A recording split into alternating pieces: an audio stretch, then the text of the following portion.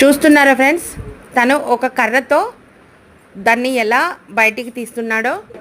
మామూలుగా అయితే మనలాంటి వాళ్ళు పామును కొట్టాలంటే చుట్టూ ఒక 5-6 ఉంటే కానీ ధైర్యం చేయం. తను మాత్రం సింగిల్ పర్సన్ దాన్ని ఎలా పట్టుకుంటాడో చూడండి. ఇంకా దాన్ని ఏం చేశారో కూడా మరొక వీడియోలో పెడతాను చూడండి ఫ్రెండ్స్. అది బైక్ మీదకించి కిందికి దూకింది. ఇక దాన్ని చేతితో